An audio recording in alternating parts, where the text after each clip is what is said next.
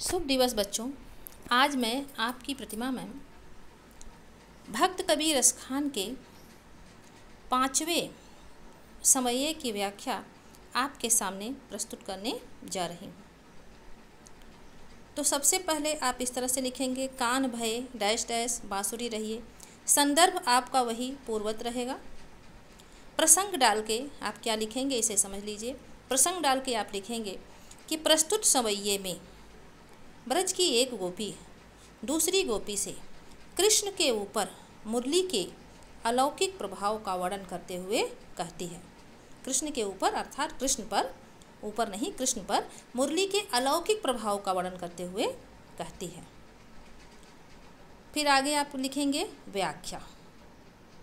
ब्रज की एक गोपी दूसरी गोपी से कहती है, कान भये बस बांसुरी के। हे सखी, कृष्ण तो पूरी तरह से बांसुरी के बस में हो गए हैं, अब कौन सखी हमको चाहिए। ऐसी स्थिति में हे सखी तुम ही बताओ, हमको कौन चाहेगा, हमसे प्रेम कौन करेगा।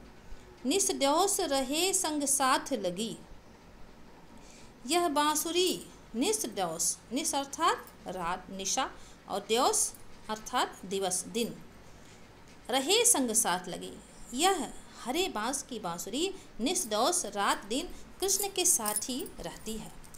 यह सौतिन तापन क्यों सहिए, तब तुम ही बताओ। सौत से उत्पन्न होने वाले मुरली रूपी सौत से, मुरली को उन्होंने सौतन माना है, मुरली रूपी सौतन से उत्पन्न होने वाले इस दुख को, तापन ताप जलन, इस दुख को हम किस तरह से सहें। जिन मोह लियो मन मोहन को, रस खानी सदा हमको दहिए। आगे शुरू करने से पहले मैं आपको यहाँ समझाना चाहूँगी, आप इस चीज़ को अच्छी तरह से समझिए कि मुरली को ये सौतन क्यों समझती थी। वास्तव में मैंने आपको बताया था कि जितनी भी गोपियाँ थीं, इन्होंने पूर्व जन्म में ऋषि मुनियों के रूप में लंबी तपस्या की थी और उनकी सिर्फ एक इच्छा थी कि भगवान कृष्ण हमें प्रेमी के रूप में मिले। सो अपने इस अवतार में भगवान ने सबको बराबर अपना प्रेम दिया और उनके मन को संतुष्ट किया। अब जब मुरली को ये कृष्ण के साथ देखती थी, हमेशा कृष्ण मुरली को बजाते रहते थे और ध्यान की स्थिति में रहते थे। ऐसी स्थिति में गोपियों को, जो कि कृष्ण के ऊपर अपना पूरा अधिकार, एकाधिकार चाहती थी, उन्हें बहुत दिक्कत होती थी, बहुत तकलीफ होती थी। इसीलिए वे मुरली को दूसरी स्त्री अर्थात सौतन के रूप में ही मानती थी। अब तो आप मेरी बात समझ गए होंगे, तो आगे बढ़ा जाए। जिन मोह लियो मन मोहन को, रस खानी सदा हमको दही है। हे सखी, जिन मोह लियो मन मोहन को, जिस मुरली ने, जिन अर्थात जिस मुरली ने मोहित कर लिया, किसको, मन मोहन को, सबके मन को मोहित करने वाले कृष्ण के मन को ही मोहित कर लिया, कृष्ण के मन को ही मुग्ध कर लिया। रस खानी सदा हमको दहिए, और जो हमको सदा जलाती रहती है, जो सदा हमको दुख देती रहती है। दहिए जलाना अर्थात तकलीफ देना, दुख देना। हे सखी, आप ऐसे भी कह सकते हैं, इस मुरली ने मन मोहन को मोह लियो, सबके मन को मोहित करने वाले कृष्ण को ही मोहित कर लिया, और ये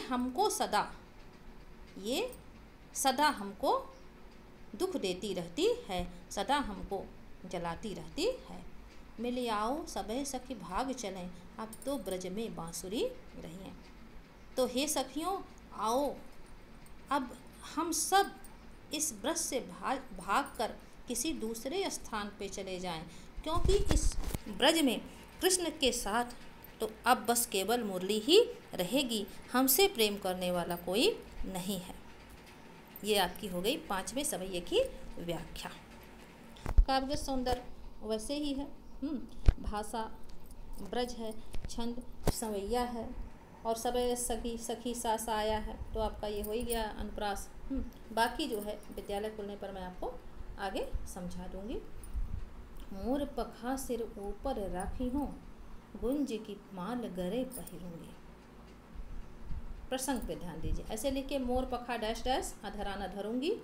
फिर देखिए इसमें क्या कहा गया। ब्रज की एक गोपी दूसरी गोपी से यह कहती है कि हे सखी, यदि तू कहे तो तेरे कहने से मैं वे सारे स्वांगों को, सारे पहनावों को धारण कर लूँगी और उन सभी लीलाओं को करूँगी जो कृष्ण को अच्छा लगता है। हे सखी, तेरे कहने से, तेरे संकेत से मैं वो सब कुछ करूँगी जो कृष्ण को अच्छा लगता है, लेकिन मैं किसी भी स्थिति में मुरली को अपने होठों पर धारण नहीं करूँगी। यहाँ यही भाव है। आगे आपकी व्याख्या। तो ब्रज की एक गोपी दूसरी गोपी से कहती है, क्या कहती है? मोर पखा सिर ऊपर रखियो, हे सखी, यदि तेरा संकेत हो, यदि तू कहे तो मैं जिस मोर के पंख को कृष्ण अपने मस्तक पर सजाते हैं, सिर ऊपर रखी हूँ, उस मोर के पंख को मैं भी अपने मस्तक पर सजाऊंगी, अपने सिर पर रखूंगी। गुंज की माल गले पहरूंगी। यदि तू कहे तो जिस गुंजे की माला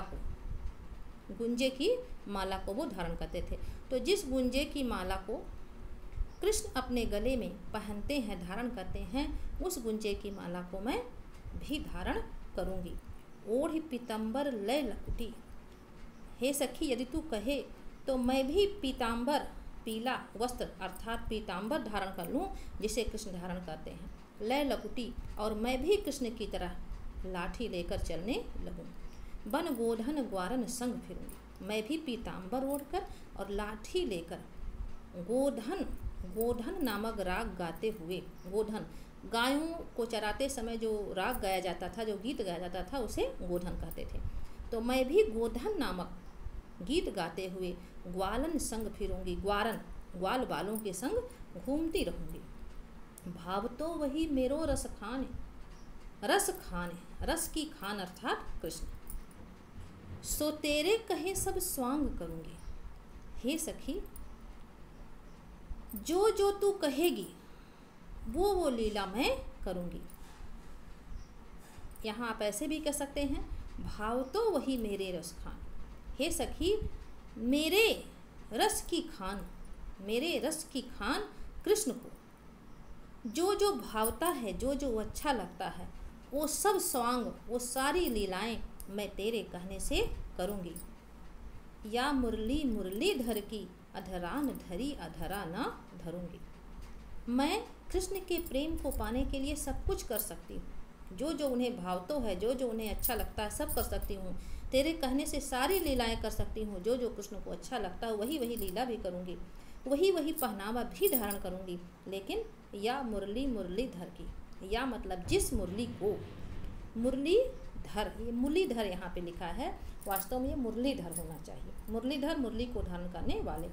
तो या मुरली, जिस मुरली को, मुरलीधर, मुरली को धारण करने वाले अर्थात कृष्ण। अधरान धरी,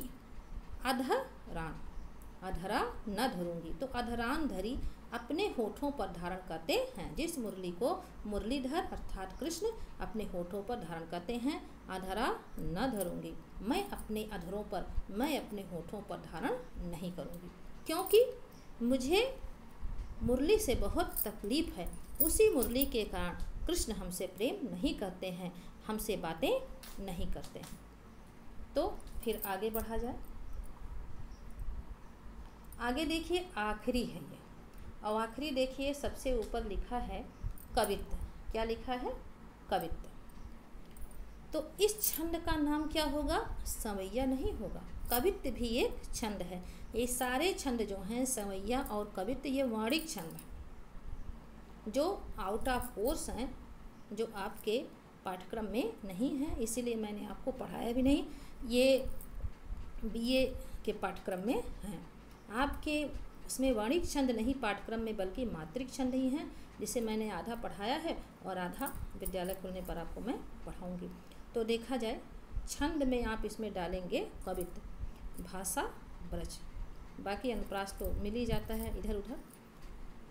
यहाँ देखिए प्रसंग सबसे ऊपर लिखा, प्रस्तुत छंद में कवि ने संध्या के समय गाय चराकर वापस आते समय श्री कृष्ण के रूप सौंदर्य का आकर्षक वर्णन किया है।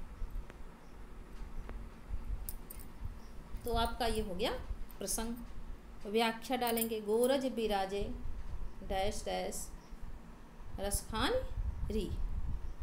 तो व्याख्या डाल के लिखेंगे, गोरज बिराजे भाल लहलही बनमाल।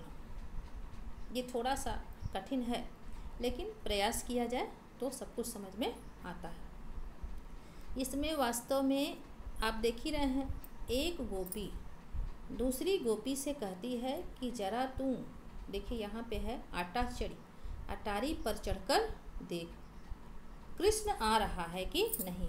और कृष्ण कहाँ से आ रहा है? कृष्ण गायों को चराकर, यमुना नदी के पास से गायों को चराकर वापस आ रहे हैं। तो गायों को चराकर जब ये वापस आ रहे हैं तो एक सखी दूसरी सखी से कह रही है कि तू जरा देख कृष्ण आ रहा है कि नहीं। और इसमें पहले उनके गुण के बारे में बताया गया है। तो देखिए, ब्रज की एक गोपी दूसरी गोपी से कहती है, गोरज बिराजे भाल लहलही बनमाल। हे सखी, गोरज बिराजे, गायों की रज, गोरज गायों के चरणों की धूल को बिराजे, गायों के चरणों की धूल से सुशोभित, बिराजे अर्थात सुशोभित। भाल मस्तक, गायों के चरणों की धूल से जिसका मस्तक सुशोभित है, ये हो गया लहलही बनमाल।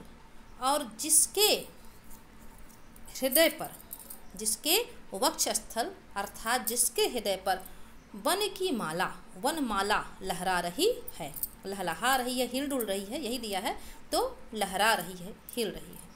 आगे गैया पाछे ग्वाल गावे मृदु बानरी। आप समझ रहे होंगे, मृदु मतलब कोमल और बानी मतलब आवाज़ में। जिसके आगे ढेर सारी गायें चल रही हैं, जिसके आगे ढेर सारी गायें चल रही हैं, और पाछे ग्वाल, और जिसके पीछे ढेर सारे ग्वाल बाल घूम रहे हैं। गावे मृदु बानरी, और कोमल स्वरों में गीत गा रहे हैं। मृदुबान कोमल स्वरों में गीत गा रहे हैं।